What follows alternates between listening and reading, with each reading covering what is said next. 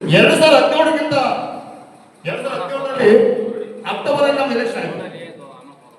March 2017 ಮಾರ್ಚಲ್ಲಿ ಅವರು 8,200 ಕೊಡಿಸಿದ್ರು. ಅದೇ bale ಆಗಿದೆ.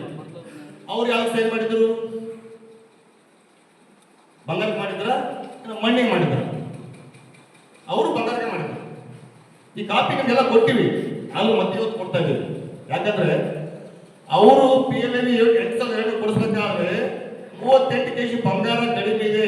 38 kg ಬಂಗಾರ ಕಡಿಮೆ ಇದೆ. 38 kg ನೀವು ರೀಚ್ ಮಾಡಿ ಅಂತೇಳಿ ಮ್ಯಾನೇಜ್ಮೆಂಟ್ ಜೊತೆ ಮಾತುಕತೆ ಆಡಿ ಕರಪತ್ರ ಬಿಟ್ಟಿದ್ದು ಶಾಂತಪ್ಪ ಮಳ್ಳಿ ಅವರು, ಪ್ರಧಾನ ಕಾರ್ಯದರ್ಶಿ ಅವರು, ಅಧ್ಯಕ್ಷ SM ಶೆಟ್ಟಿ ಅವರು. ಕಾಪಿ ಕೊಡು,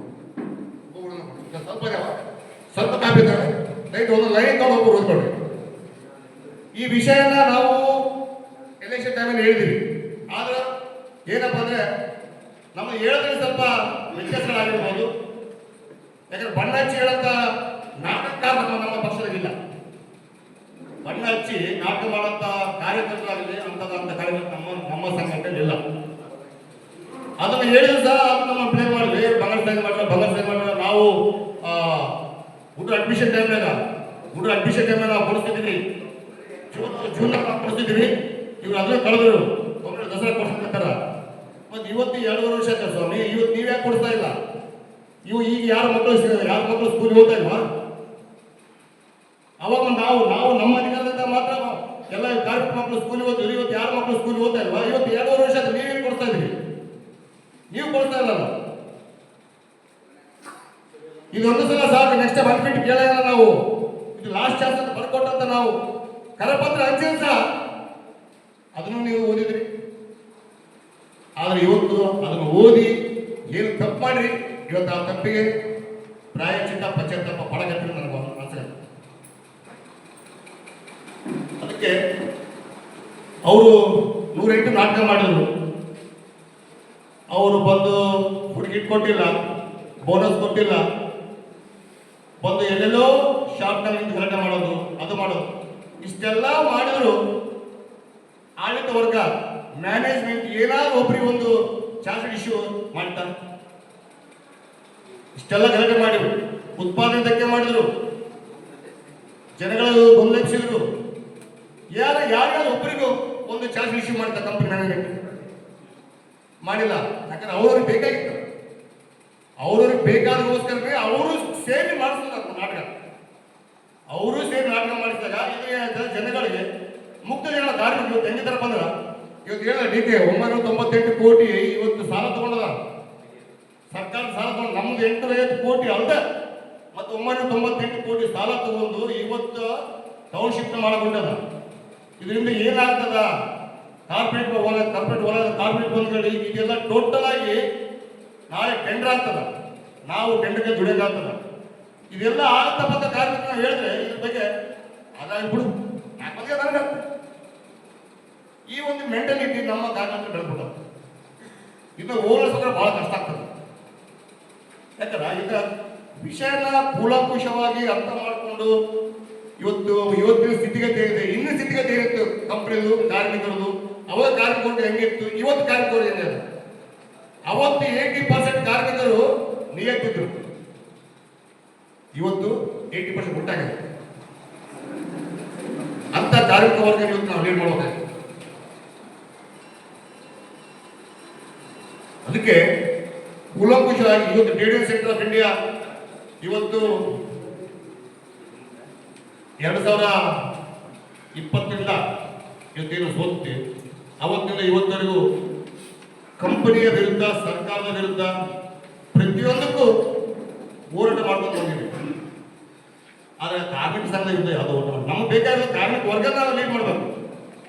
ನಾವು ಕಾರ್ಮಿಕ ವರ್ಗ ಲೀಡ್ ಮಾಡಬೇಕಾದ್ರೆ ಕಾರ್ಮಿಕ ವರ್ಗದ ಆಡ್ತಕ್ಕಂಥ ಮ್ಯಾನೇಜ್ಮೆಂಟ್ ಮತ್ತು ಸರ್ಕಾರ ಇದ್ರ ಜೊತೆ ನಾವು ಫೈಟ್ ಮಾಡ್ತೀವಿ.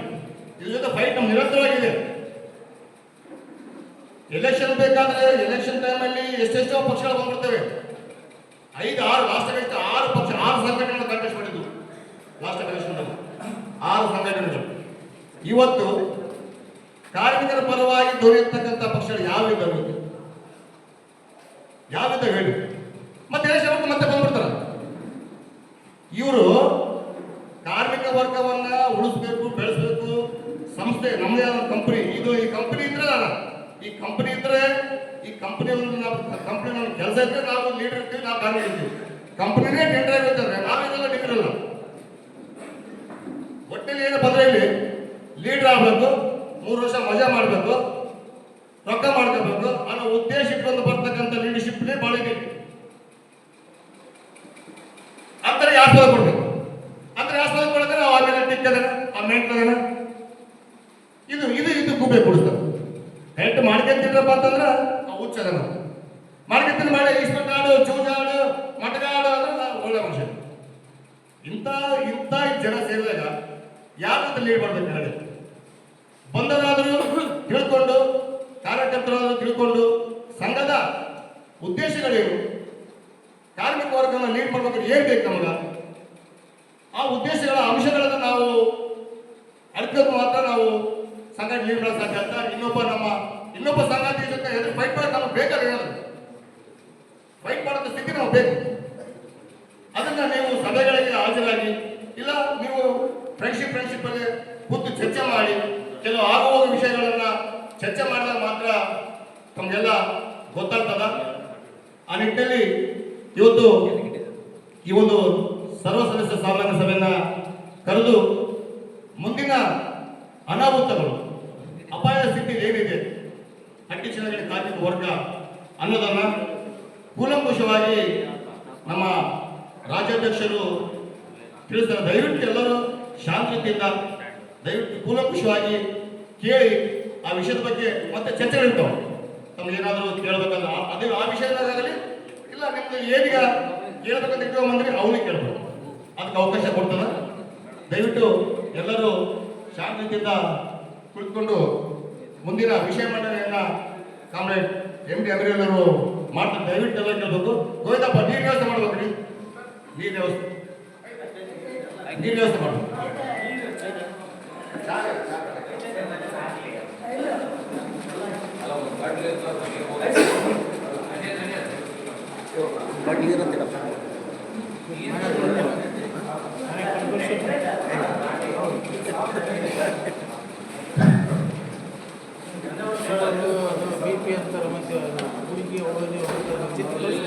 ಸ್ವಲ್ಪ ಶೆಕೆ ಭಾಳ ಆಗ್ತಾ ಇದೆ, ಫ್ಯಾನ್ ಕಡಿಮೆ ಆದರೂ ಎಲ್ಲರೂ ಅಡ್ಜಸ್ಟ್ ಮಾಡಿ ಕೂಡ್ಕೋಬೇಕು. ದಯವಿಟ್ಟು ಯಾರು ಇದು ಮಾಡ್ಕೋಬೇಡಿ. ಈಗ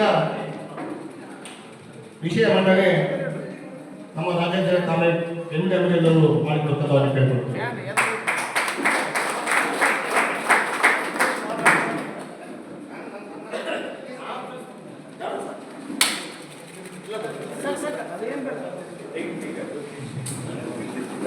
ಮೊದಲನೇದಾಗಿ ಇವತ್ತು ನಮ್ಮ